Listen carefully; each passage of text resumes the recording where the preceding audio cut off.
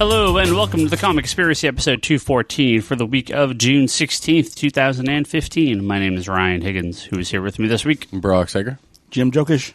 And Charlie West. Hello, Charlie West. We got all the last names this time. Wow. Charlie became famous this week. I became famous every week. It's fun. Why like infamous? We have not a ton to talk about this week, so hopefully it'll be a short episode so I can go home.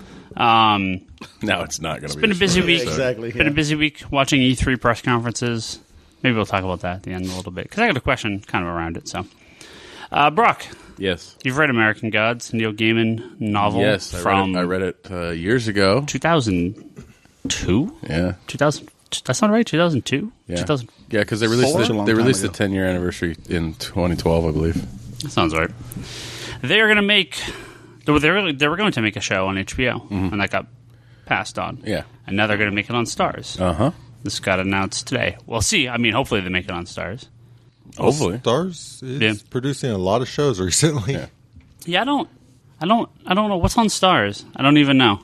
Isn't Stars where the new Evil Dead show's going to premiere? I only watch Stars when I'm overseas. I have never watched Stars here in And the there's USA. a Patrick Stewart show that's supposed to be on Stars, I think. I'm concerned about that Evil Dead show. I don't care. It's Bruce Campbell and Sam Raimi. It's all good. Yeah. That'd be sweet. Well, here is one concern. I don't know if this was... I don't know who was involved with it the first time. But this is from an AV Club article where it says, the premium cable network partnered the production company Fremantle Media and executive producer Neil Gaiman, Brian Fuller, and Michael Green. Brian Fuller, who's the showrunner on Hannibal, and a bunch of shows that get canceled very quickly. So, and Hannibal only... what I've read about Hannibal is the ratings are really bad. And the only reason it's on the air is because the De Laurentiis company kicks in money to basically pay for the advertising that they don't get because they really want their show to exist. So, yeah. So Warner Brothers could have kicked down some money for Constantine, but obviously didn't want to. Wow. What a shame. But Hannibal's fantastic, and Brian Fuller And does very brutal. Brian Fuller does some good work. So I mean, Now, have any of you read American Gods? Nope. have not got my copy. Really? Bought it the day it came out. None of you have read American Sitting Gods? on that shelf. Didn't even know it was a title. I barely have enough time for my comic books, thank you. This is true. It's a novel by Neil Gaiman. One of the first he did, kind of when he. I'm gonna check it Stop out. doing I'll check it out. No, I it's, mean, he did others prior to that. Is but- it out of print or what's the deal? No. They released a 10th anniversary edition of it. I actually need to pick it up because it's supposed to have other stuff in it. But no, I read it back when it first came out, and I really, really enjoyed it. For a long time, I gave it away as like Christmas presents to people and stuff. Oh, cool. But I think one of the most memorable things from the book that like really grabbed me, and it happened like within the first 50 pages or so, was the main character's let out of prison early because his wife died, and so he's released early so he can go to her funeral and stuff. And he goes to the funeral, and he's standing there, and there's a woman in front of him, and she's looking at his wife in the casket, and then she spits on her, and then starts to walk away. And he goes, "Hey, what'd you do that for?" She's like, "You don't know?" So your wife died with my husband's cock in her mouth. And I was like, okay, I'm sold. This book is awesome. All right. Well, we know what it takes for Brock to start reading books. so. Because it was just out of the blue. Like, if you've read Neil Gaiman's work, I did. I like You know, The High Cost of Living. I started reading Sandman. Thank you, Ryan, for getting me onto those. I Yeah. have three of the absolutes. I need the other two. So I have enjoyed a lot of his writing, but I haven't read about that one. but there are moments when in his writing where it just kind of like out of left field hits you with something you're just like, whoa. And in that book, that was the moment for me, and it's a really enjoyable book. I need to actually go back and read it because I'm a little hazy on remembering what it's about. But Yeah. Well, I'm excited. Charlie's got a half somewhat grin on his face Because I'm just amused that the only thing you remember is the... because it was so abrupt. Like, true. What? according We to can this tell your priorities, Brock. Yes, thanks. Okay. According to this article on I the, just wanted to put cock in this episode. on the AV Club, they said Stars isn't hesitating to move forward with the series. Production will reportedly begin as soon as an actor is found for the lead role. So I heard the guy from Constantine doesn't do anything. Ah, Jesus. You're killing me. No, apparently he's supposed to be hopping in between the CW shows. Oh, okay. So, you guys remember Infinite Crisis? Oh, yes. I loved Infinite I was actually reading that over the during the week. I was reading nice. Legion of... No, was it? Legion of the Three Worlds. I love that. Oh, yeah. That was during Final Crisis. Actually, I love Infinite Crisis. Bit of a tangent here. The reason I was reading because I was on a plane to Las Vegas for Leanne's birthday on Wednesday last week, and did you win any money? I won and then lost money. Yes, yes. I broke even, which is as good as you can do in Vegas. All right, that's as good as you're going to get. But I talk about this really quickly because I haven't been to Vegas in a long time, so I'm sure if you go regularly, you've probably seen these. But there is a not insignificant amount of comic book slot machines there now. Mm-hmm. There's a Walking Dead one. I didn't get a chance to play that one. There was a Superman one that kind of sucked. A lot of these are like the penny machines, so they're very flashy. Yeah. They're all computer. They're not like the actual, like the rotating pieces and everything. But the ones I did play a lot, and one of them paid out pretty well, was I did the Batman 66 slot machine, which has like whole clips from episodes in there. When you go through it, like if you win certain things, you basically it's like a wheel that spins, and you get to either get money or you land on a character, and it's like a little video game you're playing with like other stuff they're supposed to do. And there's all these... Man, this is an expensive arcade game. Oh, it is. It is. Well, they have like this long, thin video screen in the middle, and it's for when Batman and Robin are like climbing the rope up the side of the building, right? Geez. So they have all those scenes in there. It was great. It was just super, super fun. Tons of special sound effects from the show. So I definitely sunk a lot of money into that. But the one that actually I won $125 on for a penny machine. That's pretty good. Did the money. Riddler come up or did Joker come up? I never got the Joker. She's like the hard one to get. Of course. Awesome. That'd be fantastic. I got the I got Riddler. Me and Liam both got Riddler, and it's like a series of like pick a box, and the box does something else, and you pick a box, and it keeps spinning the wheel while you're doing other stuff. So, but we did play the Wonder Woman 77 slot machine as well, and she paid out big time. So yeah, won quite a bit of money on that. So it's good to know that Wonder Woman pays out really well. Yeah, she does. Was there a Planet Krypton in Vegas anywhere? Nah, I wish. That'd be great. The Superman one was like really generic and just it wasn't any fun. But the Batman and the Wonder Woman ones were awesome. Totally tracked those down. Mm-hmm. I want to say they were both in Caesars, and I saw them in a few different places. 2 days. I mean, you weren't there very long. No, we went to about 5 or 6 casinos and just kind of meandered through them pretty quick. So we didn't stay in any one place for too long. You can walk the strip in like no time. Well, you can hit about you five. You can walk the strip. I didn't say go to every single thing. I said walk the strip. We started Paris because that's where we stayed. We went to Bally's. Went to like Link, L-I-N-Q. That's like a new one, but that one kind of sucked.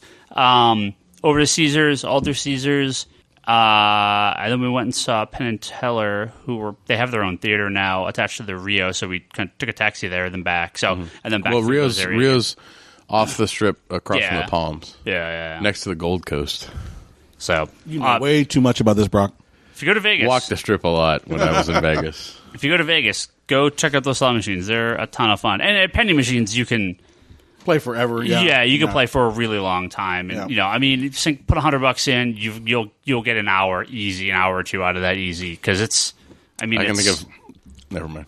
I mean, if you lose, I mean, obviously you can go through it pretty quick. But if you just do the cheap payout, I mean, you can spend a lot of time on those machines. That's cool. Well, anyway, glad you both had fun. Yeah, it was fun. Anyway, the reason I was talking about Infinite Crisis. To Infinite Crisis. Yes, is because I don't know if any of you remember the stories of Dan Didio, publisher of DC Comics, was very adamant about killing Dick Grayson, also known as Robin. Oh, not Dick Grayson. This was during Infinite Crisis. That was supposed to be the ending, but they killed Superboy instead. No, I thought they wanted to do it during Crisis. Infinite Crisis. Oh, Infinite Crisis? I thought it was Crisis was the first time he wanted to do it. Crisis on Infinite Earths? Yeah. He did not work at DC. That was 20 years They prior. beat the crap out of Superboy, and then they brought him back, and then they killed him. They just killed him. Yeah. All right.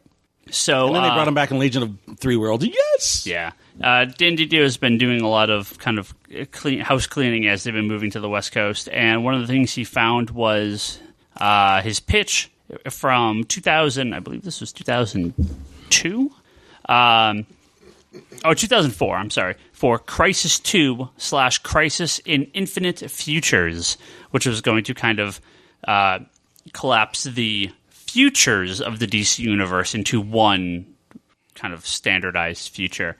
And Gog from Kingdom Come was going to be kind of the major villain in it, and getting rid of Lois and Clark marriage, which is something else he talked about a lot, which they finally did with the New 52.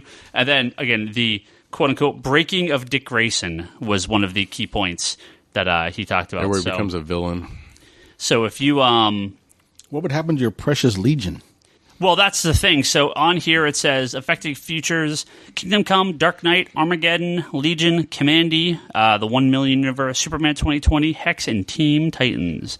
So they Teen Titans. What's funny? I just found some quarter bends of Teen Titans. Well, one of the things here says on the other end, the Legion's future is cut off from the past, and that's exactly what happened in the New 52 Legion of Superheroes as well. So it looks like some of these kind of stuck with them, and they brought it towards the New 52 version. So Theodore's falling short for ideas. He has to dive back into the bins. What he used to do. He just hates Dick Grayson, apparently. Apparently, at first, I was like, nah, whatever. It's just He just thought it was a good idea. Apparently he really hates Dick Grayson. I don't believe it because, they killed off Jason Todd. They brought him back. They killed off Damian. They brought him back. We're going to kill off Grayson, bring him back within a year. It's so stupid. Yeah. Well, technically they've killed him off. Well, sort of. Dick Grayson? He's in the... They killed Nightwing off. Well, right. And again, they did kind of do it recently, but not... Yeah. Not to the... He's not dead. He's not in the witness to the protection program. Not to the... We put him in a coffin, but somehow he comes back. Right. Everyone kind of gets Superboy's beating his fists on that wall again. Actually funny, rereading Infinite Crisis, and it had been a while since I reread it. Man, there's a lot of lead up to that book that I remember, but I was like, wow, they really don't explain shit in this book. like the lead up to it, because it opens with the Justice League, the Watchtower being destroyed, or the Watchtower is destroyed, and there's and I know all the backstory, but if you just went into that blind, if you went straight, absolutely, yeah. That's tough. If you listen to the, so I have the audio CDs of Infinite Crisis. It's like 12 CDs. It's 2 different sets, right? And the opening of the first CD, the first CD is nothing but prologue. It's everything from the Ran-Thanar War, the Legion. I'm going to say the Legion of Villains. No, it's the Villains United. Villains United. All the Alexander Luthor getting all the villains Shadow together. Pact. You're talking about the Shadow Pact. You're talking about the Dark Side. All the dark magic. You're talking about Spectre losing his OMAC, and you're talking about Spectre losing his host Hal Jordan. So now he has no grip. All those ties, all those storylines, all just accumulating into the first, prologue of Identity Crisis. Even Identity Crisis was in there too. Yeah, because that is the death of Blue Beetle. Right. That's very significant. Yeah, that's in Wonder Woman breaking Max Lord's neck. All that stuff led up to it. So, yeah, they do reference everything, but there's a lot of lead up to that series. Yeah. So. Yep. Good series. Huh? And that's why it's got a very nice large hardcover. Out of print, unfortunately. Almost too big for that omnibus. That omnibus was huge. I stupidly did not take that when I had a chance, and it's now out of print. So I need to track one of those down, or hopefully DC republishes it. Listen up, DC. In 2 volumes. Well, they might do 4 normal hardcovers because I had that Invisibles hardcover. But now they're doing 4 or 5 of the regular hardcovers. Yeah, I've been buying the regular hardcovers. Yeah, on those and that's just so much. Because it's so much easier. The only thing that scares me, because I have the Infinite Crisis one, is I wish the binding was a bit better. So I would actually be very, very tempted if they put that out in 2 hardcovers instead of the one big one. I'd probably rebuy it. The binding was crap on that one. I actually dropped a bead of glue down the binding to glue it to the edge, so that it wouldn't open up and split. You lose pages that way so easily. They just drop out like that. I did some reorganizing in my comic room the other day, and I put up a few new bookshelves, so I have a couple extra shelves than I had before. So a few of the things I'd been sitting around on, I finally grabbed. So I grabbed the 52 omnibus, and I grabbed the first JSA omnibus. So nice. The Green Lantern one I don't need because I have all the premiere, like quote unquote premiere hardcover versions, and a lot of those I have signed too. So like I'm not going to get rid of those. I'm just waiting for the next omnibus or third omnibus. I don't need it, but I got it. Yeah, because once that second one comes out, Charlie's going to be nice enough and give me his hardcover Agent Orange. Woohoo! Are you trading out your Green Lanterns for the omnibus? Yeah, and then I've been sending the hardcovers to Jordan primarily, but I promised that one to Brock. Yeah, that's the one you don't have, right? That's the one I don't have. I will not get rid of my individual hardcovers because Ryan, in his infinite wisdom, had Jeff Johns sign the Sinestro War one to me from Jeff Johns. Very happy about that. But I can never get rid of it, and I can't break up the set now. Yeah, so yeah. that's no, awesome. That's fantastic. See, my solution is just pester Ryan until he brings Jeff Johns back. There you go. You sign everything.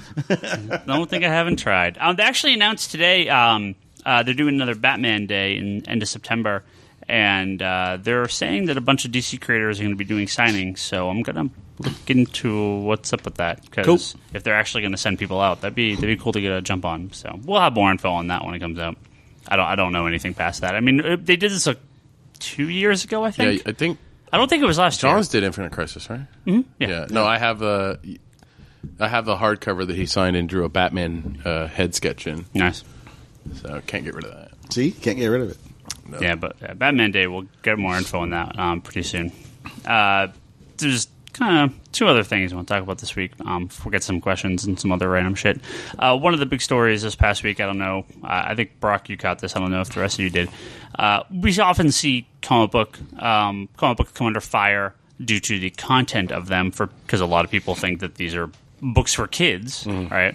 And we see them in middle schools. We see it high schools occasionally. The Comic Book Legal Defense Fund, I believe the story is accurate, was basically formed because a comic book store sold an adult comic book to an undercover police officer who was an adult, and they arrested him for selling obscene material. Pornography, yeah. Yeah. And the guy went to jail, and that was what the Comic Book Legal Defense Fund was made for. So various cases have come out through the years, and they kind of jump on this. This one is a pretty funny one. This is a pretty funny one because, once again, a school came out and said, or people were protesting at a school because they had a bunch of comic books that were what they declared to be obscene. It was Persepolis, Fun Home, which is a more recent independent comic, Brian K. Vaughan's Why the Last Man, Volume 1, and Sandman the Doll's House. These weren't just available in the library. This isn't a public school. This was at the Crafton Hills College in Yucapa, California. And the student was 20 years old. What the hell? Yeah. Jeez. I mean, I understand a parent being concerned if their kid is reading something they don't approve of, and they're like, you're in 12. high school, right? The kid's in high school, right? Or middle school? No, he's in or college. elementary school. No, it's a. No, I know. I'm saying your kid, Sure, right? Because by this point in time, they're an adult. They're 20 years old. This is a college class. This is a graphic. Basically, this is an English 20 class, and they were required by the class. This was in the syllabus. This was taught multiple times before. They never had a problem with this. And this is the study of graphic novels as a viable medium of literature through reading, in-class discussion, and analytical assignments. What could they possibly have found in that book as totally freaking offensive? I don't have the quote in front of me, but it was. Let me see if I can actually grab it here. But they said the student said, "I was expecting Batman and Robin, not pornography." That was the quote. College student Tara Schultz. It's not like the teacher issued out, horny biker slut number 1 or something. No. Would you please go read, Omaha? Or Here we go.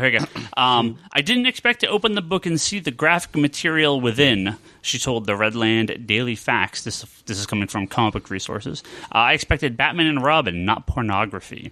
So, the teacher here, it was the teacher? Ryan Bartlett is the teacher of class. Okay. Says he's not a tenured professor. He was a This is like a community college, right? I mean, so this is ridiculous. This would never come up. But he says, I chose several highly acclaimed award-winning graphic novels in my English 250 course, not because they are purposely racy, but because each speaks to the struggle of the human condition. As Faulkner states, the only thing worth writing about is the human heart in conflict with itself. The same may be said about reading literature. The characters in the chosen graphic novels are all struggling with issues of morality, self-discovery, heartbreak, etc. The parents actually protested outside the administration building on this. So I don't, when I hear about these type of stories, this happens a couple times a year at an elementary school or a middle school or a public library or something like that. And I mean, all right, I don't want my kid bringing heavy metal to the classroom, in kindergarten. Again, okay? I understand a parent's concern. I disagree. I think it's just the parent's responsibility. It's not the school. Mm-hmm. It's not the library's responsibility. I mean, but at this point, this is ridiculous. Yeah, absolutely. This is college. This is absolutely ridiculous. Well, I mean, we help Wilcox High School, our old alma mater, they order graphic novels from us all the time, and we're constantly trying to make sure that they don't get things that might be considered too. And even the librarians at this point kind of like. She's like, eh. That's not accurate. I try to give them, we do a lot of superhero stuff for them because kids like reading that, but we also try to, when I've had a say in what they're ordering, I've tried to suggest a lot of independent books, regardless of content, and I've not got any flack from them. No, because I talk to her all the time, and I tell her, I'm like, Fables has this.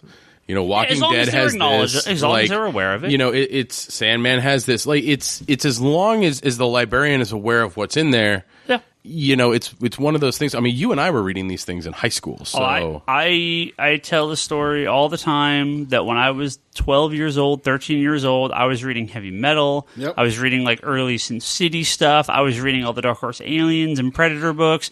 I was reading, Sandman, Hellboy, a year later. I stopped reading superhero comics when I was like 13 years old and read Vertigo, and that's what kept me going in comics. You go back to the 70s, 80s. I mean, you can pick up eerie monsters, freaking creepy, Vampirella. Oh my God, Vampirella.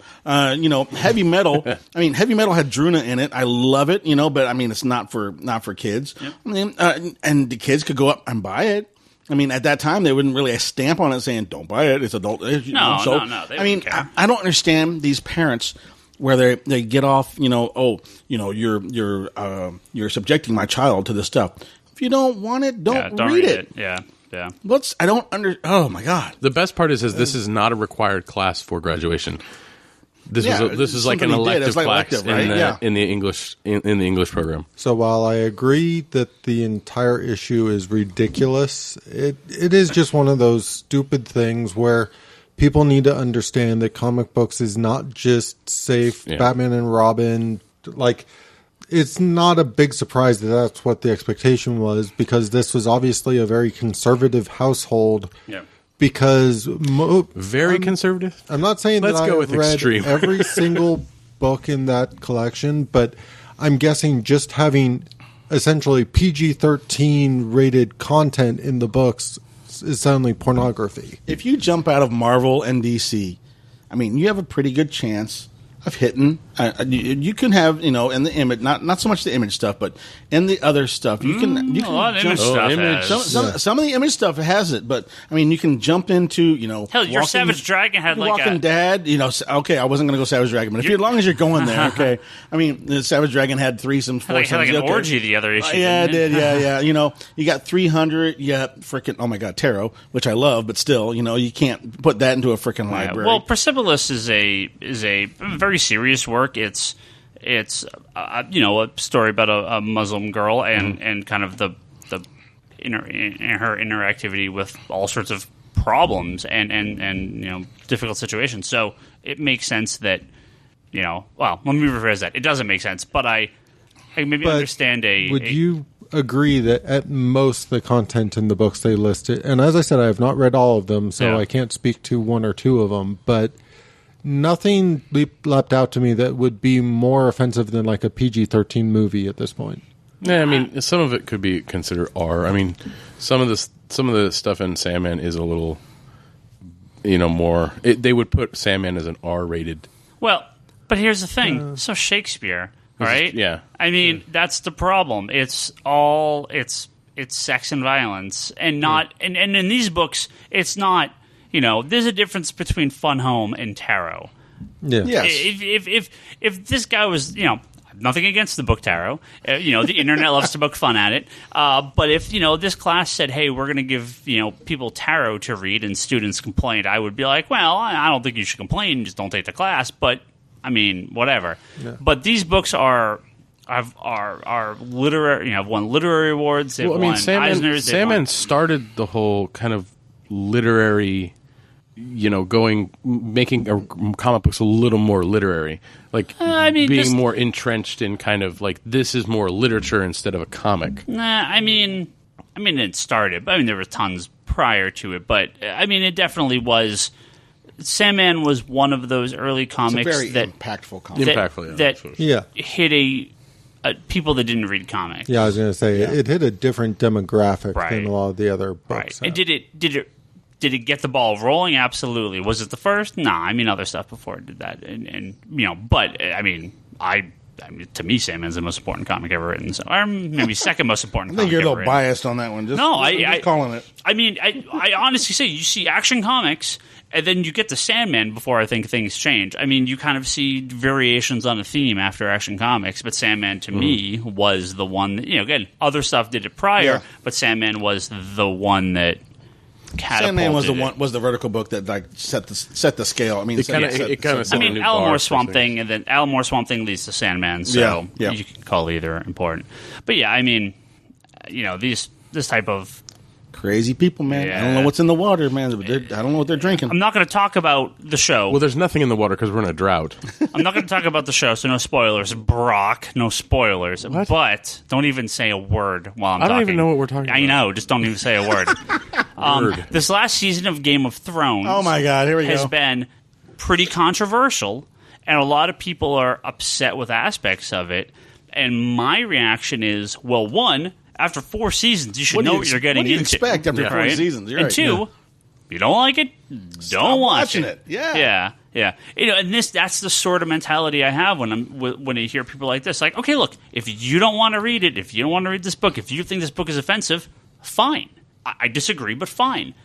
But they want to close that class down. They want to remove those books from the class. And it's like, no, that's where you can have whatever opinion you want on it. I don't care about that. Well, yes, they wanted to close down the class and whatnot, but a lot of the argument was around the fact that they didn't know what they were getting into and therefore didn't feel like they were making an informed decision when they could. Oh, that's their own fault. Oh, I'm not saying it's not. I'm just saying that, the way this was settled, at least currently settled, is the fact that the teachers now agreed to basically preface the course with a little more information about the books. Which is probably a good idea anyway. Yeah. This is totally off the subject, but a similar interesting thing happened today. I had a customer that came in today, who was a regular customer for a very long time here, and he said he hadn't been for a couple of weeks, and he said he was, I want to actually get your opinion on this.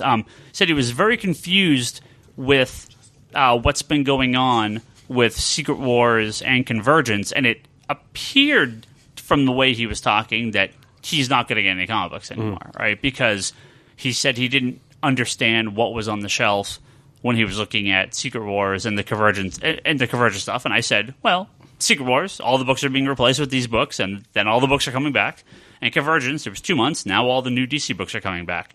And, my reaction to that, when I explained this to him, this is very simple. I've talked about this for months to every customer that walks in the door. I don't know how I haven't talked to you about this, but here it is. And I said, if you don't understand, just go on the internet and read up on it, do some research, all right? And again, like these books. If you're maybe not sure what the content of these books are, do some research. Now, the reason I wanted to bring this up is because he said, he laughed. He goes, I just want to read my comic books. I don't want to do research. To me, though, that's an interesting reply because this isn't like the 1930s and you just grab whatever's on the shelf and it doesn't matter. There's been continuity since the 60s in almost every Marvel and DC title, right? Yep. So, the obvious answer here is go read some independent comics or check something else out or just read and who fucking cares. But customer reads Marvel and DC and is frustrated at the situations of the events and doesn't understand. And my feeling was, did you never read Wizard? Did you never read Comic Buyer's Guide? Did you never read CSN? Did Comic Shop News? Did you Bleeding Cool's? Do you not go on the internet? Like, if you don't know it, maybe. I mean, how did you ever read Overstreet or a Price Guide prior or talk to people? Like, to me, just because the kind of details are online and like reading orders and stuff, I don't think that's a bad thing. Like, I think you should be able to pick up a comic book and read it as is. I mean, I understand his complaint, but if you're not knowledgeable about the stuff, ask someone. If you don't ask, look it up. If you don't look it up, well, then I don't know what to say. You want to come in and pick up a Bart Simpson off the spinner rack, which is a one-time, that doesn't connect to anything. I don't understand. I agree with you 100% because if he doesn't understand about the continuities and stuff like that, he should go look up something. If you don't understand something, you go look it up. This is the way it's always. This is the way it's been since Marvel started in the 60s, right? Yeah. So a lot of what I remember getting into various series and comic books and this used to get me all the time. I'd be reading something and they'd mention something that happened before or say, as seen previously in issue blah, blah, blah. And then I'd go hunt down the trade or whatever that contained that if there was one. Sometimes I'd hunt down the issue if there wasn't. But that's always been sort of part of comic collecting to me. If something comes across as like, I have no clue what's going on here, I would typically rather hunt down the comic to find out what's going on. Yeah. No, it's actually literally as Charlie was talking, our good friend Stefano sent me a message replying to an earlier conversation I was having about this. And he does make one mistake here because the guy's not a new reader. I mean, this customer's been with us for a long time. And I should say, I actually know I have a number of customers right now who I can tell that Secret Wars and Convergence and and more DC number ones is kind of break 'em. It's sort of the breaking point for a few of these guys. And I totally understand, but it's like, well, let me read Stefano's comment and then we'll talk about this. Real quick on that. Yeah. My breaking point was the 90s. It was freaking Onslaught. All right. At that time, I got tired. I mean, it was a multi-character freaking crossover, multi-team crossover. And then which at one point at the end, they wiped out, the Avengers, the Fantastic Four. Sounds like Secret Wars. Exactly. Yeah. And I was like, I've had it. I'm done with Marvel. I really did. And I hadn't touched them for years. And I did, you get to a point where you're like, okay, I'll jump back on board. I'll check out, check out Age of Apocalypse and see. It looks like it might be has potential. And then you start going backwards. Yeah, Age of Apocalypse was before Onslaught. No. Yes. Was it? Yeah. Yes. I don't think so. It was. Yeah, it was. No. Apocalypse was like 94. Onslaught was like 96. Because I think 97 was Heroes Reborn. Because 98 was Heroes Return. Yeah. Anyway. I ate all that stuff up. Well, so Stefano's comment here is, I think the mistake new readers make, he's not a new reader, but I understand. I understand the statement here. He says, is viewing comic reading as a straight static continuity. For better or worse, comics are a living art form in constant flux. It really is a quote-unquote journey, not destination medium. And I totally agree with that. Mm-hmm. These things do change all the time. And, gentleman's a little bit older, so unless he's only been reading comics for a handful of years, which I don't believe is the case, he's probably seen this happen 5 or 6 times, right? I mean, we've all been, we were there for Age of Apocalypse, we were there for Onslaught, we were there for, the Infinite Crisis, we were there for 0 Hour, we were there for Crisis, we were there for, the 1 year Final Crisis, the 1 year later jump, anything, yeah, right. Mutant books post House of M. United, everything, yeah. I guess my only mentality on that, and especially when you talk about a lot of these, like Onslaught's a perfect example of a book that felt like it, at least within the titles I was reading, it felt like it had a big build-up. Unless you were reading New Avengers or Avengers, or probably any Avengers title at this point, Secret Wars doesn't feel like it had any build-up. Oh, no, I totally agree. Right, yeah. Right. If you were reading the other books, you'd have no idea Secret Wars was coming. But here's the problem. That's kind of not the reader. That's sort of not the company's fault, because that's what Marvel and DC is. If you're only reading, again, I'm going to go to that Catwoman comment, although hopefully it seems like DC's done with this. But if you're only reading Catwoman, you're getting bombarded left and right over the last couple of years with crossovers. And this is always the book that I pull out because of just how bad that book was with crossovers interrupting it constantly. So, I understand people's complaints, but the world, and I've talked with customers I've talked about this on the show, hearing from customers constantly that have no idea what Bleeding Cool is, have no idea what Newsarama or Comic Book Resources. And so, the amount of people that go online, the amount of people that go online to read comics is actually really small. But if you don't understand, do some research, ask around. Someone could tell you. Everyone's on the internet. So yeah, but if you're at your breaking point, you're at that tipping point of saying, I don't care. Exactly. And so then that's why I think, I hear this all the time, I'm waiting for the trade. I'm going to wait for the new number ones. I love saying that in your presence. I'm just going to try I'm going to move on to some other title. Oh, I'll come back after the big event. These are all things saying I'm never going to see you again. Hey, the fact is that if you don't like the song, it's going to change, okay? Yeah. Oh, yeah. Give it a year, all right? We never thought we were going to be rid of New 52, but thank goodness it's coming to a freaking abrupt end. Well, half the books are still in that universe. They're still sort of around, but they're getting morphed again. And if you don't like Wonder Woman's costume, wait a year. Of It'll course. be a change, okay? Of course, it's always the way it is. They're going to keep on going back to the classics because the classics keep on coming back. I don't remember if we talked about this or if you were here when we did, but Alex Alonso, who's the head of Marvel, said, comics are moving toward, or they're not moving, they are, in a kind of seasonal release schedule these days. That's true for Buffy. Where they release 12 issues. Yep. Next season, new creative teams, new change, something different, new number one, all right?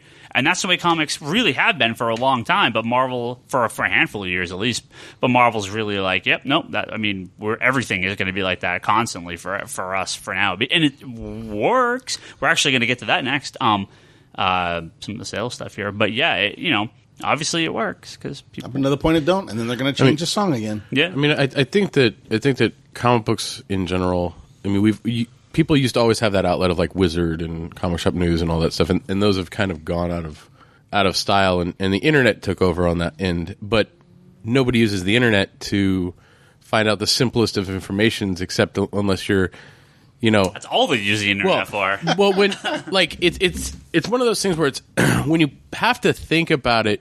It's like, don't ask me a question. Look it up on the internet. Why are you asking me? It's like when it involves like actually looking up stuff and doing research, they don't care. But when you sit there and just hit this, mic button and say, "How long do you boil an egg?" Right? They're fine with that because it's boom right there. They don't even. Kids nowadays don't even do that. They're so lazy. But it's definitely a weird mix of people that come into comic stores. Again, if a random guy coming in twice a year grabs some trade paperbacks, I don't understand Marvel and DC. Sure, I understand that. But this is a guy that's here every week. So it was kind of what it was. And so it's kind of like, is this a very small part of your life and you're just not interested in learning or reading anything else about it? Or? I think I got it. There's only so many number of issues that you can get before you no longer can do issues anymore, right? That like you have your issue limit, and some people hit that and some people don't. Variants don't count. No, they don't. No, they don't. Well, that J. Scott Campbell one's nice though. Well, obviously everyone's going to hit a breaking point at some point, and hey, if you move on. There's something else. I hope it doesn't push them out. There's always something else there to spend your money on. I see this happen constantly, right? Absolutely, yeah. I have my 40 customers that I've known for 20 years at this point, and all the rest just come. Let's bring it to home, Ryan. All right, you hit your spot too. You like, I've hit my event. I got my Avengers run, And I absolutely and it's like do I need this? Do I want this anymore? We've had this discussion and more than once. So. All the money that I used to spend on buying back issues and runs of stuff and statues and toys and everything like that, I now spend at Disneyland. I mean, I totally admit that Disneyland and video games. Well, why? Because I did. But am I out of comics? No. I mean, I am. No, you're not. No, I'm not saying you're out of comics. I'm just saying that you've reached that point and you're like, okay, I hit my saturation point. This is what I want. This is what I like. So. Right, and that's the thing. I completed a major run I wanted to complete. My days of buying runs of shitty 80s DC comics on eBay is over because I bought them all. There's only so many shitty 80s. I used to have like 7 or 8 pages of like single-spaced comics I'm looking for. I bought them all. I have like 10 issues of Legion of Superheroes I'm looking for. A store. I'm looking. Well, exactly, right? I have like 10 issues of Legion of Superheroes, and I'm looking for a bind. I need like a random issue of Hellblazer that I somehow lost or something. And it's the only one we don't seem to get in the shop. I'm looking for Captain N number 6. And those Mario comics What happens is when you announce this stuff on the podcast, someone will find it. It comes in the mail. Yeah, I need to get them. It doesn't work for the rest of us, but it works for you. I need to get those Mario issues from Valiant as well. And that's my list now. Yeah, I know. Because I forgot everything else. Yeah, right. So it's not a. I didn't want to start Justice League and Flash and Green Lantern. I did the one full Silver Age run, Avengers 1 to 503, and I'm like, which is impressive. I mean, I don't need more. I'm not gonna go and just go crazy with this stuff. I can't. It's too expensive now. Could I have 20 years ago? Absolutely. That's why I started it. Yeah. And I did. I had Daredevil, Punisher, Justice League, Flash, and Green Lantern. Those were my 5. But I may do Justice League. I may. I have most of them. You have to balance the scales. Exactly. Yeah. I actually do have most of the issues of Justice League. I mean, I'm missing a lot, 1 to 100, but I do have. Yeah, everybody are. But I mean, that's what happened with me with Avengers, right? I was like, well, I got 100 and up. Now let's finish the early ones. So Justice League, I might. Okay, I'm just going to say this: you need to do it before they have a goddamn movie. Well, that's probably not going to happen, but. Too many too many Disneyland. I'm not going to do this. Yeah, exactly. I'm not going to do this. Now I'm actually thinking about it. And the pins. And the pins. I'm going to pull out all my Justice League comics now and rebag and board them and start putting my numbers back together. But yeah, I can't do it with 5 different titles, and so few people can. All right. So when it comes to somebody getting out of comics, to bring this back around for a second, thank you, Charlie. My general feel on this kind of stuff is I've gone through those periods of times when I'm going through the motions, buying titles because I've always bought titles. I mean, that's just one of those natural cycles until you hit that one title again that really speaks to you and gets you really excited and really going again and all that kind of stuff. Well, I am probably at the lowest purchasing point I've been in comics in quite some time. Part of it was I finished off a lot of the New 52 series, and I haven't picked up nearly as many of the new ones. My Marvel stuff is down to nothing because the creators I was following at Marvel, the characters or teams, aren't around anymore. I've cut a lot of my independent stuff because I'm getting the trade paperbacks. And I am waiting. I'm actually waiting for trade. I'm waiting for the trade on this. But that's totally honest, right? And I'm the good thing about owning a store is that I get to read a lot of stuff if I really want to. So, my take home versus read, because again, you have to remember, I've worked here for. I'm fully aware how long you've been here. Since 97. Yeah, almost 20 years. Oh, shit. It scares me when I remember how long. It just hit them, folks. It scares me when I remember how long I've been here. And then he calculates how old he is. It's always gone back and forth. With I'm reading a lot, I'm buying a lot. I'm reading a lot because I mean when I went from Identity Crisis through the end of New 52 of kind of where they stopped, there were very few DC books I was not buying.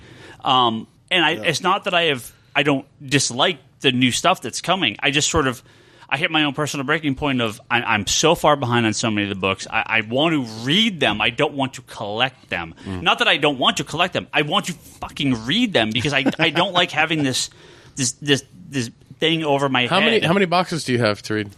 Of unread? Yeah. I mean, completely unread. I mean, if you discount like the stuff I'm doing for binding, like that's different. I'm just waiting for the answer here. Yeah, we're all just waiting for the answer. Trying to justify 5, 6, 7, 8, 9, 11 long boxes. Long boxes, not even short boxes. Yeah. Some of this shit goes back to the crap. 90s, dude. Jesus It's a lot of stuff. Christ. That's crazy, man. That's insane. Wow. And that's new. Yeah, that's new. comics.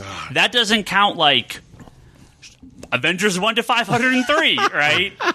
Most of which I have read, but you know, I'm in a similar situation. Like I am not getting as many DC titles as I was when New 52 started or before New 52. I'm not getting any Marvel titles. Well, hold on, let me interrupt and you keep going. But I'm actually reading them, which is what I want to do. Right, so I'm reading. I'm except for the ones obviously from this week. I'm reading them. My wife corners me half the time when I get home. She's like, "More books showed up in the mail." Okay, all right, put them in the library. Stack them in. Put them on the shelves. How many of those have you even cracked? Okay, so here's the question. Jim's wall has a plastic sheen. All right, that's on the it. question. She goes. Have you read every one of these? And my answer every time is yes, dear. Of course, I can read. And now I read the spine. Volume 1 hardback. Now, besides it being a bold-faced lie, okay, most of them are trade. I don't have to. I just asked her today, but anyway, I have actually read the content of them. I might not have broken the spine on that one. You've done the research. No, oh my. God. No. Well, this is like me. This is like me. My DVD collection and my trade paperback collection are almost entirely things I've already read or seen. Okay, yeah, and this is a permanent copy that I want. I don't want to dig in my back. That's what I want. Exactly. I want the hardcover on my shelf. Yeah, I'm the same way. I may have read the individual issues. I may have already sold the individual issues, but I want that hardcover on the shelf. Yeah, Charlie's the same way too, I think. No, I mean, well, you'll bring me stuff. Bring us down, Charlie. Singles. Thanks a lot. But I guess you've way cut back on singles, huh? Oh, I've way cut back on singles, and a lot of what I buy nowadays it's actually one of those things that I started this process back when Marvel started their oversized hardcovers. The fact that they would put it out in a premium format kind of typically spoke to the quality of the book. Now, mind you, that's not 100% true across the board with publishers nowadays. Yeah. But a lot of times, if you want to get my attention to basically say, you should check this out, it's books I would enjoy that made it to a particular format. Now, mind you, a lot of that stuff, after I buy it in hardcover, if it's something I've been waiting for a nice hardcover, I will finally sit down and read it. And then if I decide it's crap, I'll turn around and either sell the hardcover or bring it back and be like, here, Ryan, use copy. But it's one of those things where I'm kind of comfortable buying something in a very good format because that typically means that there's a reason it was put in a good format. That's why I have New Warriors Omnibus Volume 1. That's not a good format. And we'll probably not see Volume 2. Which it should. It'll be 3 trades. It'll be so perfect. Just please finish it, Marvel. Please. Yeah, that was my Guardians of the Galaxy 90s Marvel you were please. buying individually was New Warriors. But you were buying it because that's something that you followed passionately. How many years have I complained, bitched, moaned about all the crap? Shut up! About all the crap they've put out in omnibuses, and they never would put out the fucking horror comics. And now you're going crazy. Yeah, you're doomed. Finally, they're putting out Werewolf by Night in an omnibus in July. Yeah. I was like, oh my god, that's like a decade of bitching. How much more do I got to go for a monster, Frankenstein, living mummy, all this other stuff? So about 20 more years. Yeah, 20 more years. Yeah. So, we're talking about kind of cutting back on singles, and obviously some customers feeling the, kind of phasing out. Well, I mean, it's getting more expensive single issue wise. I mean, I was fine until the variants came out. Well, oh my god, DC stopped including the digital copy. Yeah, that was easy for you. So, but here's the thing, though. There's always a hook. There's always a hook. Because some people are getting out. There's a whole lot of people coming back in. Now, we've had a couple boom years for comics, up a couple % here and there. I don't know if we're going to... I put an early estimate that we may see as much as a 10% increase in the comic industry this year, graphic novels and comics. That may be true. I'm not 100% sure. I'd say between 5 to 8% is what I'm going to guess. We may hit that 10% increase, which is unheard of in a print medium, right? Now, is that possibly due to like Secret Wars and Convergence? The amount of number ones that are out this year? And Star Wars. Well, oh my God, Star Wars. Oh my God. Jeez. That's why. So, May 2015 was the second highest dollar amount ever for the top 300 comics at $33.3 million. With last month being the highest at 300. Only so it was like 30. It was like 30, like close to $34 million in retail last month. Jesus. Well, that's back to what you were complaining about. It's all the variants. Mm-hmm. So we've had 2 record-breaking months in a row. Marvel was 47.52% of that total, with DC at 26.26%. 47.52%, that is because of all the Secret Wars books, because of all the Star Wars books. DC... What month was that? For DC, that's all the Convergence stuff. What month was that? This was May. May? 2015. So this is not DC's highest, but 26% is pretty damn good when you're going up against Secret Wars. Yeah. Now, October, when Marvel relaunches every single number one, I don't even know. Now, well, I think it goes back to what you said. I think a lot of people who are kind of in comics but not in comics, that you're gonna have a breaking point there, but you're also again gonna have a resurgence of people coming in because it's this new number one boom. Right. Well, so here was my question going into Secret Wars was, some of those Scotty Young variants, I sold as many, if not more, than the main cover. Right? Now, how many of these people are going to come back for number 2? The answer is really none of them. People are coming in for the variants. We are, this was always a thing, but we are seeing very distinct proof now that variant covers are a completely separate market. It really is its own thing. The level of variant covers in the past has been high, but compared to what Marvel has been putting out these last couple of months, nothing like this. No, and Marvel, the amount of variants that they're putting out is like what Avatar puts out for like a number 1, and then turns around and puts out another variant for number 1, and then puts out a deluxe variant of number 1. Yeah, 3. And it's just insane. Don't forget your wraparounds. 3 or 4 weeks ago, I feel like I probably talked about this on the podcast. I don't remember, but I'll say it again in case we didn't. I had more variant covers 2 weeks ago for Marvel. Not covers, variant covers, than our entire independent comic section, including Vertigo, for that week. That was Star Wars, Darth Vader, crazy. Princess Leia came out that week. Secret Wars 3 came out that week, I believe, and all the variants, and all the variants for that, all the plus Secret all Wars. That. Yeah. So obviously, wasn't that the Amazing Spider-Man Renew Your Vows and Armor Wars? Probably. So number 2 of Number 2 of let me. This is actually from Comic Book Resources. This is the Mayo Report. They do this every month. John Mayo, one of their writers, and it's always great. I always read this. One of my favorite things to read every month. Let me see here. Marvel had 7 of the top 10 selling comics. Secret Wars number 1 at 527,000 copies. The number 2 was actually Bravest Warriors, moving 502 copies. That's a Boom comic, but that's because of Loot Crate, selling probably 500,000 of those 502,000 copies. Yep, got mine. Yeah.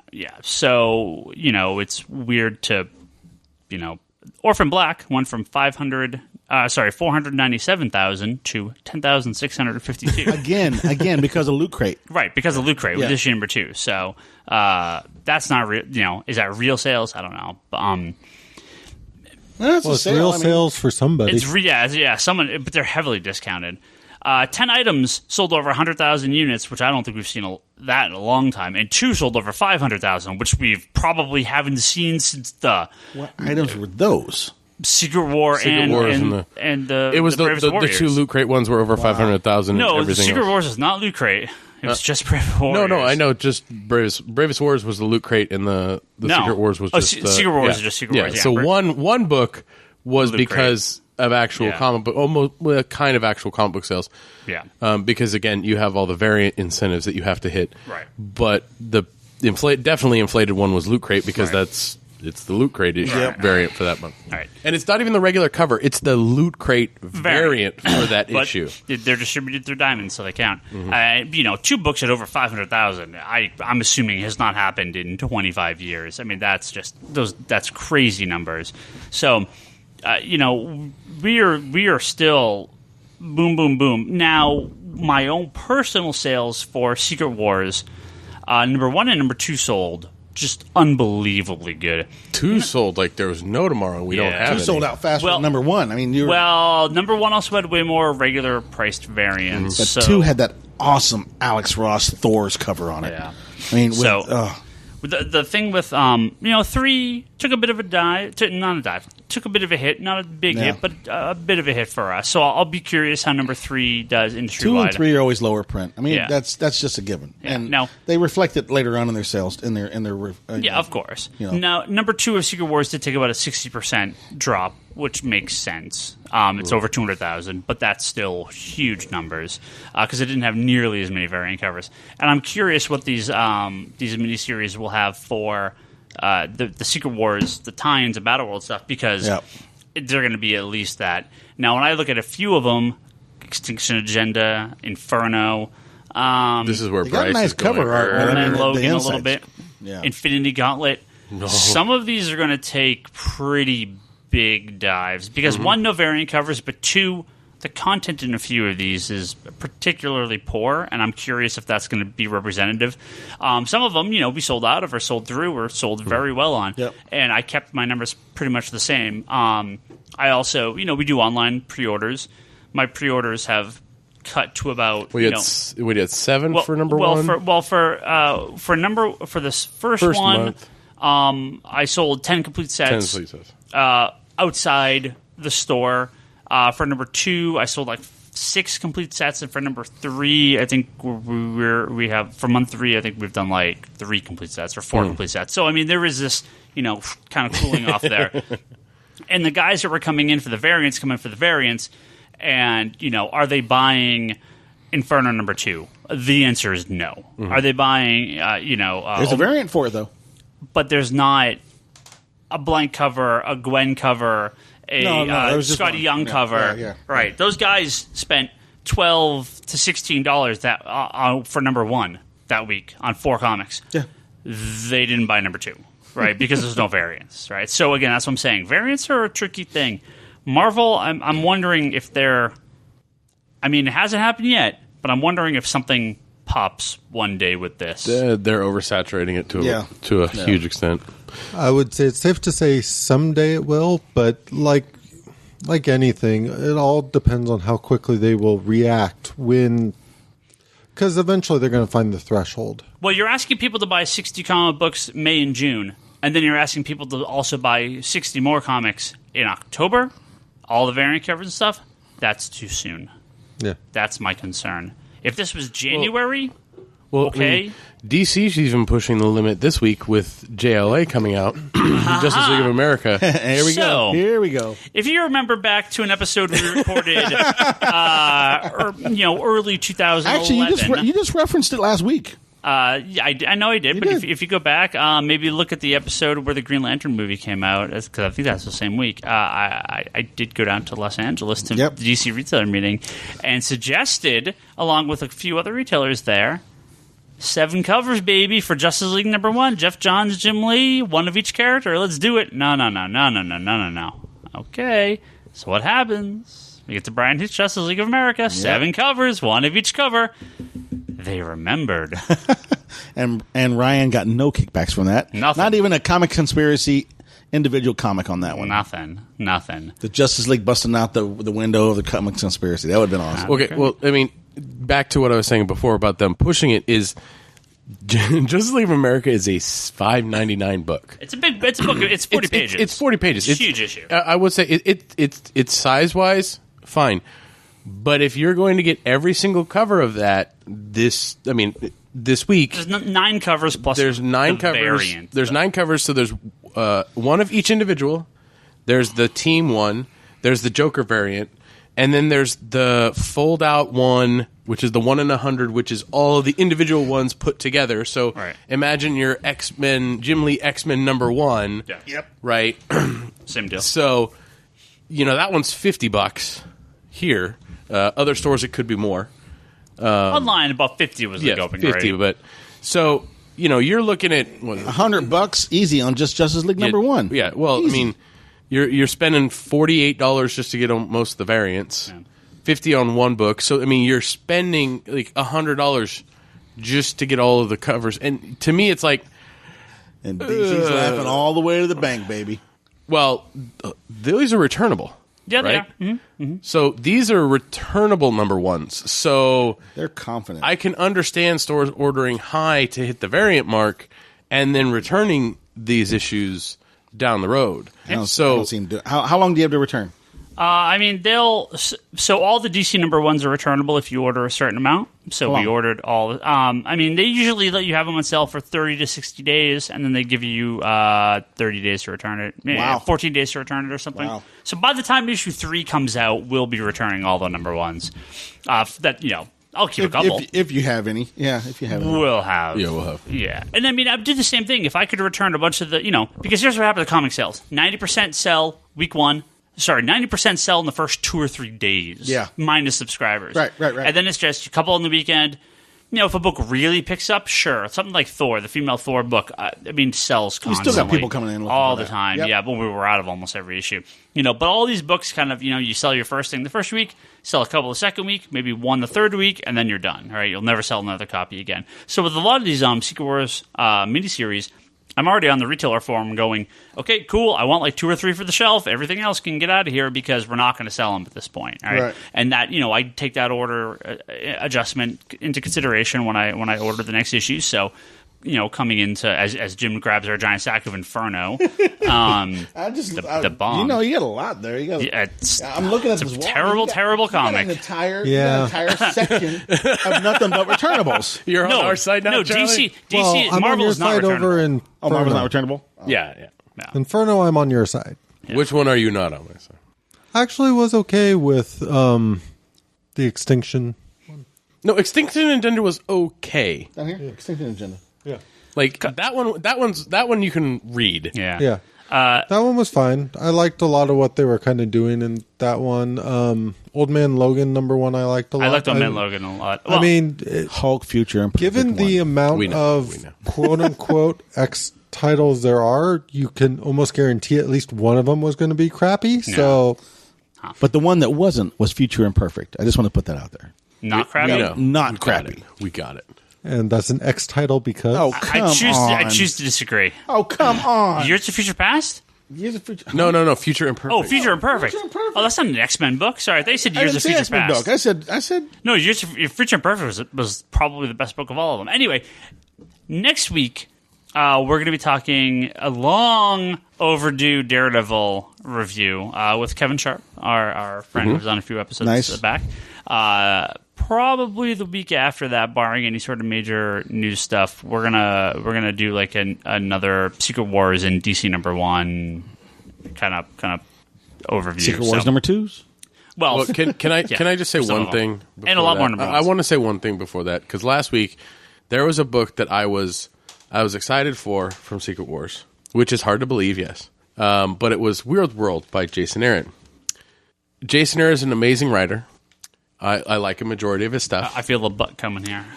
But there it is. The artist on this is the artist from Elektra. And that in the winter, and I even think it's the one from the Winter Soldier. Mm-hmm. Oh my God. It is worse than the John Romita Jr. Superman. Like, that was hard to read because you had to look at it. This is hard to read, period, because of the art. It is abysmally like that is the better. But that's art. the J. Scott Campbell cover. That's different. Or the J. Scott Campbell. That's the Scotty Young cover. Yeah, sorry. Young cover, I was looking at the wrong thing. Like it. If you want a book where the art really, really hurts the book, pick up Weird World. No, pick up Old Man Logan. Anyway, before we go on to a couple questions here to close off the podcast, I got to thank a few Patreon people before Charlie reminds me. That's Jody Lawson. Ryan, you got to thank Patreon people. Albert Soy and Julian Titus on the Nerds Without Pants podcast at pixelbit.com. That's PIXLBIT. Thank you all for supporting us through the month of May. Thanks for the Patreon. pizza. Yeah, thanks for the pizza we had today. It was damn good pizza. Hope you guys didn't have to wait too long. Hopefully they don't record their game. podcast at a Starbucks. Niners game. That whatever that sport's called. Golden State Warriors. That Warriors basketball game going on. Yeah, basketball. Against the Cleveland Cavaliers. Sounds right. Cavaliers. So we got a couple of questions here on Twitter. I'm gonna hit a few of these pretty quick. This is from Jonathan. Jonathan. Yep. Jonathan. No. Now this I can get behind. He says a hot woman. Oh, you were talking about this earlier. He says Jonathan Hickman on Legion of Superheroes. Okay, yes or no? Okay, hold on. Or what else would you like to see him on next? Now that his run on FF. After your response, I'll say mine. His run on FF was fantastic. Absolutely fantastic. Yeah, Fantastic Four. Good job. Could he do the same with the Legion and do just some crazy balls to the wall sci-fi story with the Legion? I totally believe so. I'd have an issue with the dialogue, I'm sure, because all the characters will sound like fucking Brainiac 5. But I would love to see that. Now that I'm behind. Hickman on Legion, yes. Yes. Okay. All right, my response to that is fuck yes. Yeah. No, I mean... that's what I want to see. I think that Legion is a great... especially with what's been going on with Hickman in, Avengers with all this... converging and all this stuff in multiple Earths and destroying things. I really, really think Hickman coming to doing something with the Legion and with kind of that just blank slate of, a future DC's space future, so to speak. I think he could do an amazing job with those characters and just giving us a huge, huge story. And there's a lot of distinct characters in there that know...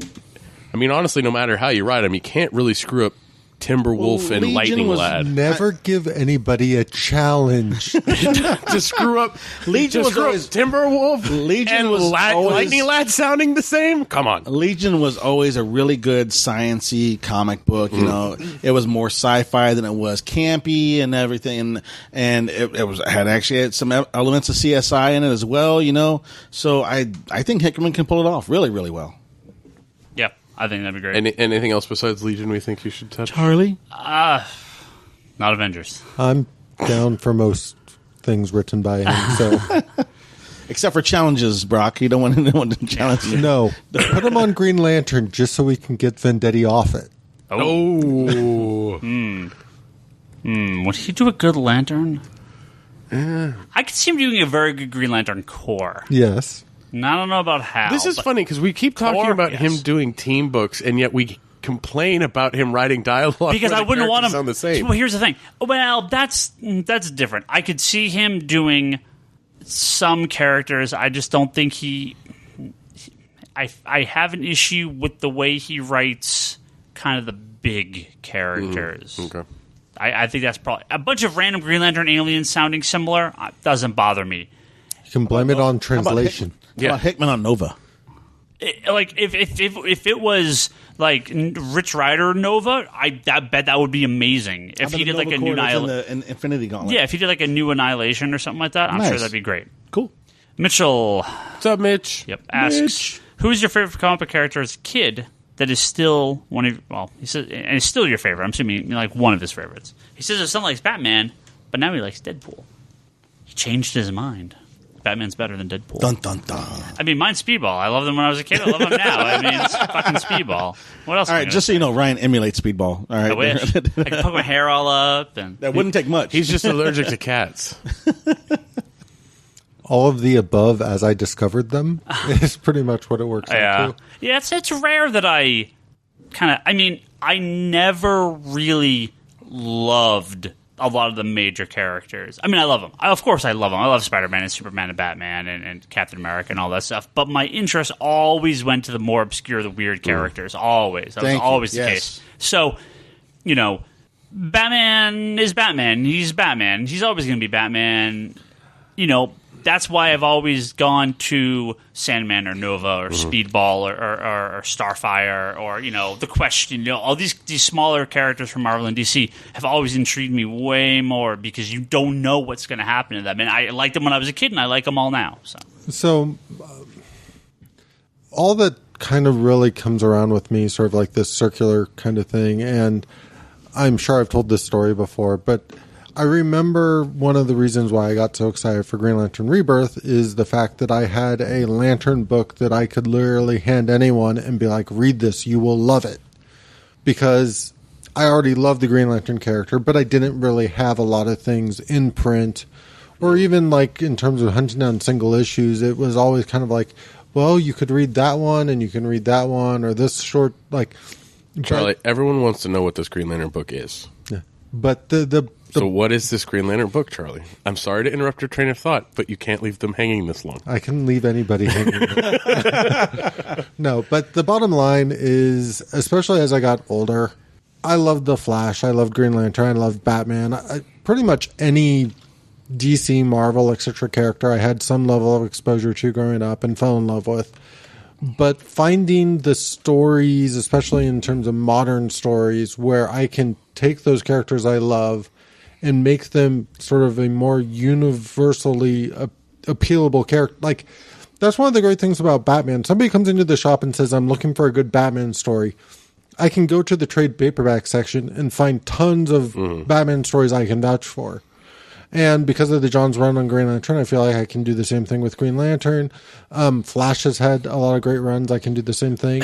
So, to me, I can knock it completely right now because I would not suggest Green Lantern, like the current Green Lantern run, to somebody because I don't have that same feeling for it. It doesn't mean that I stopped loving the character. It's just the current run is not something that I feel comfortable suggesting to people. So, the reality is, I don't stop loving characters. I just get a hell of a lot more excited when they're written well. I liked the superheroes throughout the entire my childhood and everything, but I loved the monsters.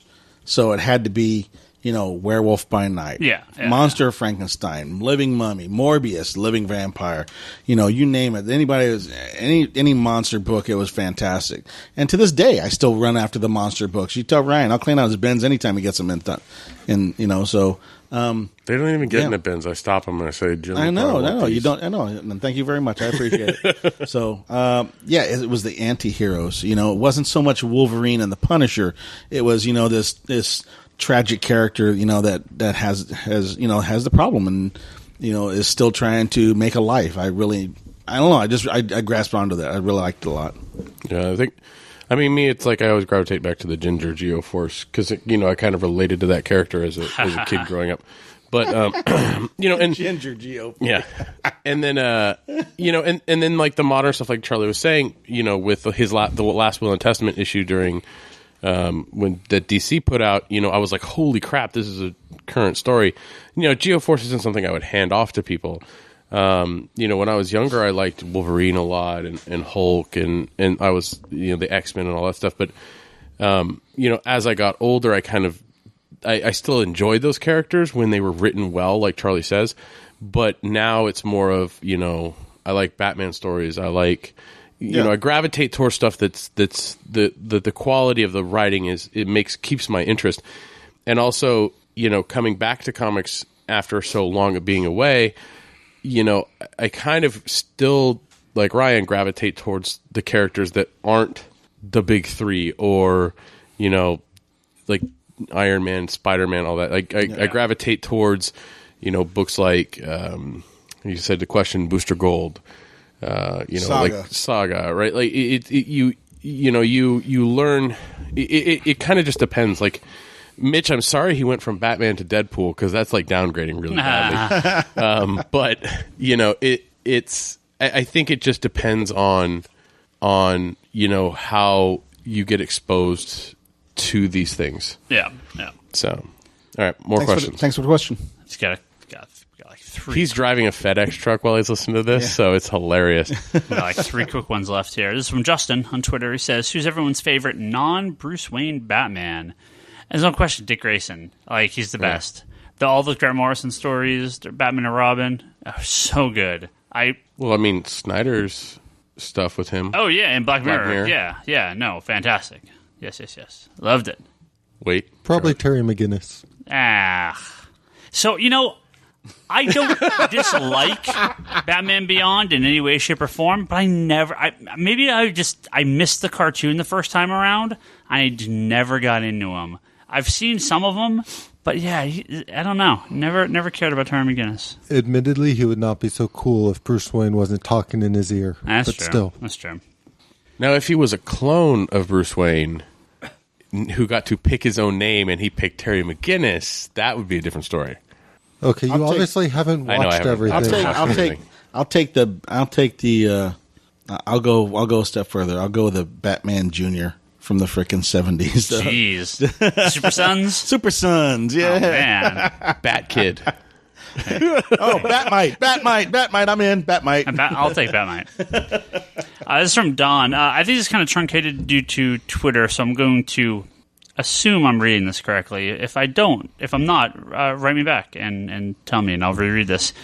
He says, my son wonders if Marvel will make a Black Widow / Scarlet Witch movie. As he said, it would help introduce new characters. Thoughts? I think that's a fantastic idea. I just saw an Ant-Man poster with him standing on Black Widow's chest in like the zipper, in the chest. That's not real, is it? No. I don't know. They had all the ones who were standing on their shoulder. There was another one, him standing like right here on her. It was awesome. Now I'm flashing back to Justice League Unlimited, written by Warren Ellis. Yeah. No, they had them where they were all standing on their where he was standing on their shoulders. I'm assuming that's a Photoshop or something. That has to be. Yeah. But no, I absolutely would love a Black Widow, Scarlet Witch. People say, could some of these characters support a solo movie? And of course they can. But I actually think like a kind of a buddy movie, like a 2-person team up movie would be great. That's kind of what it's Captain America and Scarlet Witch, right? With Winter Soldier. It really is two of them. No. Sorry, Black Widow. Black Widow. I mean, sorry, you know what I meant. But that was awesome pairing. It was. Yeah, you're right. I'm not going to throw you off the roof. Yeah. She drop kicks him. Yeah. But Black Widow and Scarlet Witch would be great together. I got a couple more here. This is from Sakuga on Twitter. Says, comic recommendation for a 3-year-old. Been reading my baby sister Miss Marvel, but we're almost caught up now. Sonic. Yeah, sure. I mean, Sonic the Hedgehog. All the Archie stuff. Is it 3-year-old girl or boy? Doesn't say. Any of the Archie, Sonic, Mega Man. You can't go with Batmite. They have a ton of those. No. Tiny Titans. Any of the Art Franco stuff. Oh yeah, Teen Titans Go or something. Teen Titans Go. Teen Titans Go. Tiny Titans. Yeah. Any of the Art Franco stuff. Yeah. Charlie, you're talking like Captain Marvel. Yeah, the Captain Marvel, the Supergirl. How about the latest issue of Little A versus X, Little Marvel? I would not recommend that to anyone. Oh, come on. It's a 3-year-old. They're not going to know. It's bright colors. Yeah, Marvel and DC both have some pretty good line of kids' books. More of DC stuff's in print right now. Marvel's, they're kind of come and go. But come on. What little kid's not going to like that? I mean, if you're reading Miss Marvel to a 3-year-old, it's probably... It's going to get rolled up and put in his back pocket anyway. I mean, most books are fine at that point. Miss Marvel's not, overly... it's more teeny. Yeah, a little bit. I would... If they like kind of wacky stuff, I would totally recommend Squirrel Girl. I love that book, and it's not. It's goofy as all get out, but it's called not. Somebody Squirrel Girl earlier today. I love Squirrel Girl. You're gonna get pulled into HR. And maybe even check out that Batmite and Bizarro books that came out this week. 2 weeks ago. Not the Starfire, right? Starfire would work. The new one. Yeah, totally. I haven't gotten a chance to read it. It's way more like just kind of fun, lighter. It's not super serious. It's definitely a bit of a different take. She's so naive. I mean, it's just, it could work. It could work for kids. I don't know. I find myself trying to talk like Starfire from Teen Titans Go every so often. I'll say things backwards or in different order. It's fun. All right, let's go. All right. And this week, especially if you're following me on Twitter, I'll talk a lot of comics this week. Talk a lot about video games. This is E3, the big press conferences for all the new stuff. All my new amiibo I have to buy. But we said we weren't talking about Amiibo on this podcast. Slippin' Jimmy on Twitter asks, Slippin' Jimmy. in honor of E3, what's everyone's favorite 8/16-bit superhero games? That's a good question. I mean, I gotta go with my favorite. Always everyone's favorite. It's Batman the video game. That's always everyone's favorite. That was such a good game. Actually, man, I need to pull it out and play that again. I have it on the NES. I got a card of it a while ago. I need to actually play that. It's been a long time since I've played it. I'm trying to think of the ones I played. I know. I used to play on Sega Genesis. I used to play the Genesis. The X-Men game. Yeah. Oh no, Maximum Carnage. Maximum Carnage was on. See, also. I have a feeling you think you liked Maximum Carnage when it came out. Like, I have fond memories of Maximum Carnage and the Death of Superman game. Yeah. But I'm pretty sure that if I went back and played those, they'd be fucking hot trash. I never played Death of Superman because it didn't even look good. But I liked Maximum Carnage because it had so many superheroes, so many characters in it. Yeah, I remember liking those games, but I don't. The original X-Men on NES was fun. I wonder. Yeah, it was okay. The Tick video game was awesome. Is that Super Nintendo? Must have been, huh? Tick? Yeah. No, that was like Sega. Oh, is that Genesis? Sega. Yeah. Okay. No. Sega. If I recall correctly, at least. And then, back on the original NES, I remember the Turtles game. Oh, yeah. I like the Turtles game a lot. TMNT. Yeah. Well, you're talking about the arcade one, not the... No, I'm talking about the old school Nintendo good one. Lord. That one was... Nobody likes that game. That one was... I love that game. Brutal. It was awesome. Really? It was hard. I still have super vivid memories of this level where Donatello had to defuse bombs, and you had to get the timing just right because it had the little electric fences that you had to swim through. Everyone remembers that. And I remember how happy I was the time I finally got through that. And I loved and he celebrated and died. Yeah. that game, even as a kid, I was like, the Rocksteady Batman games? Because I'm still a kid at heart. That's not 8 or 16-bit. It could be. If it looks 8 or 16-bit, you're doing it wrong, Brock. Yeah, I know. No, I don't. What? Again, Squid? this may be a case of that other thing where they're not as good as I remember, but Captain America and the Avengers, it was an arcade game, and I'm pretty sure they ported that to the Super Nintendo. Pretty sure it was Super Nintendo. Oh, that was on the same level as the X-Men game. It was them walking the Avengers. Yeah, exactly. Yeah. I love that game. I used to play that game in the arcade all the time. Yeah. Captain America's shield was a yo-yo. Yeah. It was it threw it came back, right back to you. They had a fun Spider-Man one like that too, if I recall. Yeah. Oh yeah, the amount of quarters I spent on all of those kind of games is kind of scary. Yep. Yeah. So the happiness you felt beating that thing with Turtles is overshadowed by how many quarters you spent on these video games. I remember I saved up cutting lawns and stuff to go buy an Atari. And then I went and returned the Atari so I could go to the arcade and play the better version of the games because the Atari sucks so freaking bad. Compared to the arcade versions, yeah, absolutely.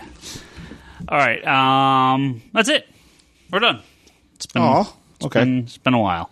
We're gonna wrap up now. Thank you guys. Thanks for coming. How many bit was Dragon's Lair? That was awesome. Dragon's Lair doesn't. I mean, it's like a video. That you would. It is, but you got to be interactive to it. You got to go make the moves and everything. Yeah, I mean, I don't know if it was 8 or 16, but I still no. It wasn't anything. It was a full animated movie that when you would press up or down, or the button up, down, right, left, or the button, it would jump to a different scene on the. I'm pretty sure it was a Laserdisc. What was the game that had the plane that became you shot it at the screen? I can't remember what that one was. Yeah, it was like a spaceship or a plane, and you shot it at the screen. It was shitty, like those board game things that you. No, it wasn't a board game. TV. It was some game that came with a spaceship. It was oh my toys. God, not like Captain Power or something like that. Yeah, kind of like something like that. Oh, that was horrendous. That was horrible. Anyway, neither of us are comic books, so there you go. All right, there you go. Captain Power became a comic book. This episode and all the previous episodes available at geekbox.net. Micro Machines. Go check that out. Forums at geekbox.net and the Geekbox Facebook group. That's where you can go to discuss all these episodes. Go talk to people. Tell us what you think. You can also send us an email, thecomicconspiracy@geekbox.net. So go do that. digital.comicsconspiracy.biz. It's where you can buy all your digital comic books. Don't forget to subscribe. And the last 2 weeks, DC's been having some insane 99-cent sales, and it's continuing for, I believe, through the end of this month. Tons of stuff, pre-crisis, post-crisis, pre-New 52, post-New 52, tons of stuff.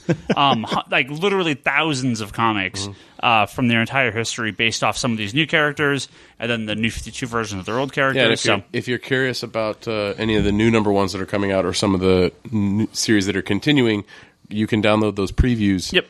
That were in the end of the Convergence 2 books. Just look up at DC Sneak Peek. They're all on there. Patreon.com/Comic Conspiracy. Go there and donate some money. Pay for our pizza, pay for our hosting, or help us pay for our pizza and hosting. And,